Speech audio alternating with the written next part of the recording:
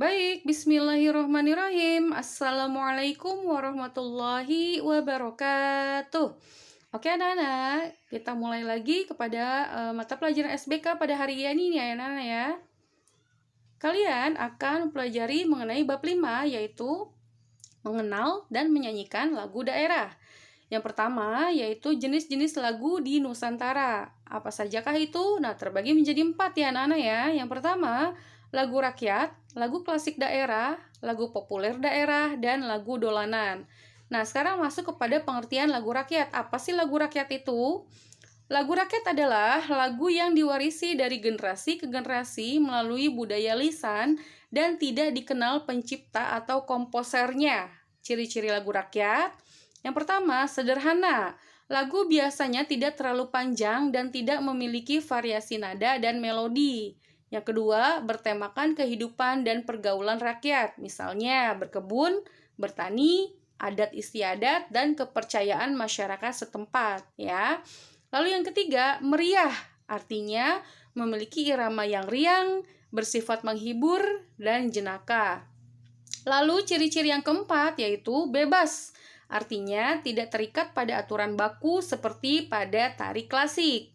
Lalu yang terakhir ciri-cirinya yaitu dipopulerkan secara lisan dari mulut ke mulut. Yaitu anak-anak ya pengertian lagu rakyat beserta ciri-cirinya. Selanjutnya, perhatikan baik-baik ya anak-anak ya. Selanjutnya yaitu pengertian lagu klasik daerah. Tadi yang pertama lagu rakyat, sekarang yang kedua lagu klasik daerah. Lagu klasik daerah adalah lagu daerah yang bersumber pada musik lagu klasik yang berkembang di pusat pemerintahan seperti istana, kerajaan, atau kadipaten, ya. Lagu klasik umumnya berasal dari Sunda, Bali, dan Jawa. Lagu klasik kerap dimainkan dalam sebuah konser pementasan sebuah teater tradisional. Lagu klasik berbeda dengan lagu rakyat. Hal ini disebabkan perkembangan lagu tersebut terjadi di pusat pemerintahan ya. Sekarang ciri-ciri lagu klasik daerah apa saja itu? Yang pertama, bersifat agung ya. Artinya digunakan untuk mengiringi berbagai acara keraton ya atau di keraton seperti upacara keagamaan dan upacara adat daerah. Yang kedua, dibuat dan diciptakan oleh seorang komponis atau pujangga istana ya. Kalau lagu klasik daerah ini jelas ya siapa penciptanya dan siapa komponisnya. Berbeda dengan lagu rakyat tadi ya, tidak diketahui siapa penciptanya ya. Yang ketiga, memiliki pola yang baku seperti aturan notasi, syair, irama, dan secara tertulis. Ini masih ciri-ciri lagu klasik daerah ya. Yang keempat, memiliki tema tentang sejarah kebesaran kerajaan, kepahlawanan, dan ajaran moral suatu masyarakat ya. Salah satu lagu klasik yang terdapat di Nusantara adalah lagu yang berasal dari daerah Jawa, yaitu tembang-tembang ageng, tembang-tembang tengahan, dan tembang-tembang alit atau macapat. Tembang-tembang ageng dan tengahan dinyanyikan tanpa gamelan dan tembang-tembang alit dapat diiringi oleh gamelan ya. Oke, next. Perhatikan ya anak-anak ya, agar kalian dapat memahaminya dengan baik. Sekarang yang ketiga ya, lagu daerah populer ya, lagu-lagu daerah populer. Dan yang keempat, lagu permainan anak atau dolanan. Kita ke bagian 3 dulu ya, lagu-lagu daerah populer ya. Apa sih itu? Oke, perhatikan ya anak-anak ya. Oke, lagu daerah populer merujuk kepada lagu-lagu daerah yang dibuat pada zaman modern. Namanya juga populer ya anak-anak ya. Pasti modern. Dan dipopulerkan lewat radio, TV, dan kaset CD atau DVD. Iringan musiknya seringkali berupa perpaduan antara alat musik tradisional dan alat musik modern. Contoh-contohnya yaitu lagu pop daerah yang sudah dikenal, misalnya dari Sunda dikenal dengan lagu Bubui Bulan. Nah, itu kan sudah ada musiknya ya, modern ya, tidak ada aturan bakunya. Lalu Goyang Karawang ya. Adapun dari Jawa dikenal dengan lagu Getuk atau Perahu Layar dan Stasiun Balapan ya. Pasti kalian tahu ya stasiun balapan lagunya seperti apa. Oke, yang keempat, lagu permainan anak atau dolanan biasanya digunakan anak-anak untuk bermain. Contoh di Jawa dikenal dengan lagu Cublak-Cublak Suweng, di Jakarta dikenal dengan lagu Ular Naga, ya ular naga panjangnya, ya seperti itu anak-anak ya. Atau yang dari Jawa tadi ya, Cublak-Cublak Suweng. Nah, seperti itu anak-anak ya. Kalian bisa lanjutkan nanti menyanyinya ya. Oke, adapun di daerah Sunda dikenal lagu dengan nama Tokecang ya.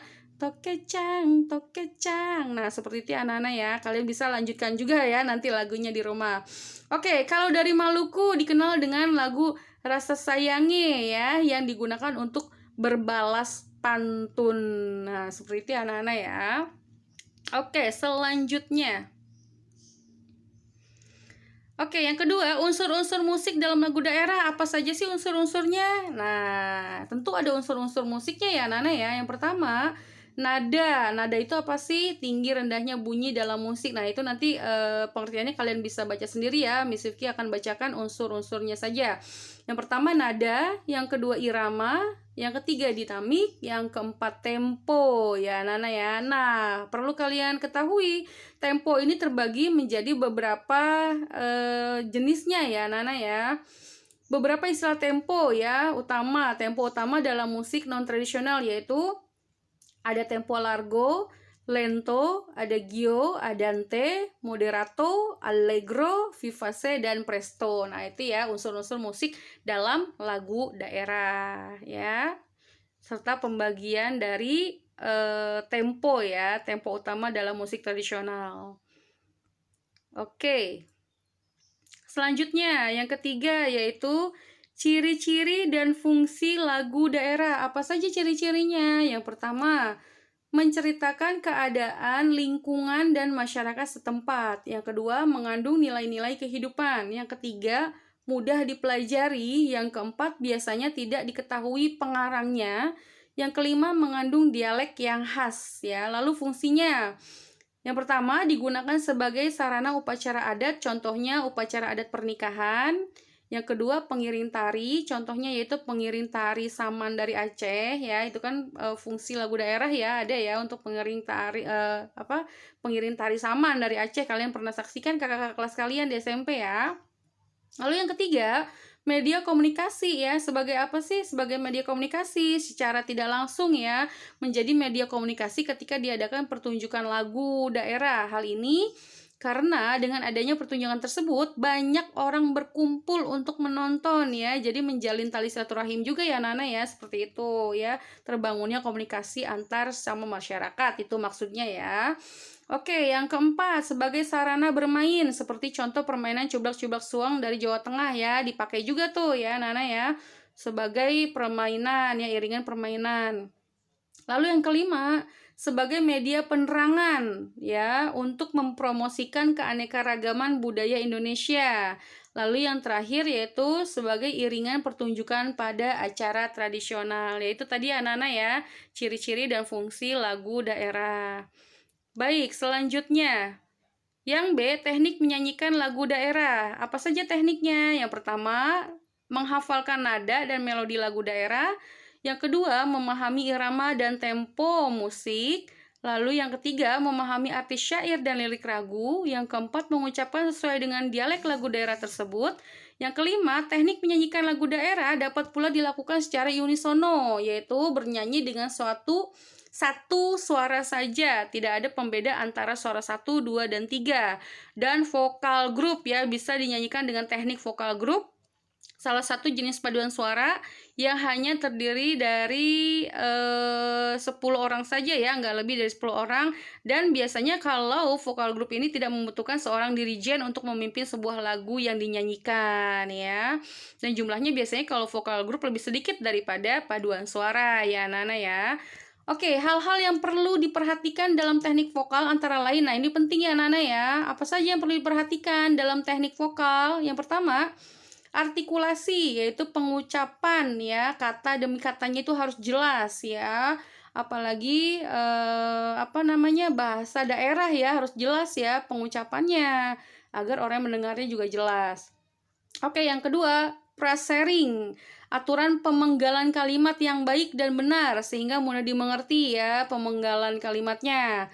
Yang terakhir, intonasi, tinggi rendahnya suatu nada. Oke, itu ya anak-anak ya. Oke, sekarang teknik pernafasan dalam teknik vokal ada 3, yaitu apa saja? Di sini masih teknik menyanyikan lagu daerah ya anak-anak ya. Nah, sekarang ini teknik pernapasannya. Yang pertama pernapasan bahu ya. Nanti kalian bisa baca selanjutnya. Yang kedua pernapasan dada. Yang ketiga pernapasan diafragma ya. Lalu yang bagian C selanjutnya bernyanyi secara kelompok atau pembagian suaranya nih anak-anak ya. Yang pertama bagaimana sih caranya, tekniknya bernyanyi secara kelompok, apa saja tekniknya? Yang pertama harus menentukan melodi pokok terlebih dahulu ya untuk pembagian suara ya anak-anak ya. Yang kedua menentukan akor. Yang ketiga memecah suara. Yang keempat memberi nada pada setiap suara ya. Apakah alto, apakah sopran, seperti itu ya anak-anak ya. Lalu yang D, teknik menyanyikan lagu dengan 2 suara. Nah, itu yang tadi ya, memberi nada pada setiap suara atau memecah suara ya, dipecah nih suaranya. Yang pertama, sopran dinyanyikan dengan ekspresif dan bertenaga, semangat ya kalau sopran itu. Dan yang kedua, alto dinyanyikan dengan berwibawa ya. Baik, selanjutnya latihan ya anak-anak ya. Semoga kalian paham apa yang tadi Miss Vicky sampaikan. Jika belum paham, kalian bisa ulang-ulang kembali ya video ini ya anak-anak ya. Jangan hanya cuma sekali ya, pemahaman itu dibutuhkan 3-5 kali lah kalian bisa untuk memahaminya dengan baik ya. Kalian bisa ulang-ulang, jangan hanya sekali melihat video pembelajaran ini ya. Latihan halaman 84 bagian C, soal dan jawaban jangan difoto ya anak-anak ya, namun ditulis ulang soal dan jawabannya di private comment ya. Nah, jangan lupa biasakan jika sudah selesai kalian klik mark as done ya, agar tersubmit tugas kalian. Oke, terima kasih anak-anak. Semoga apa yang Miss Vicky sampaikan bermanfaat untuk kalian pada hari ini.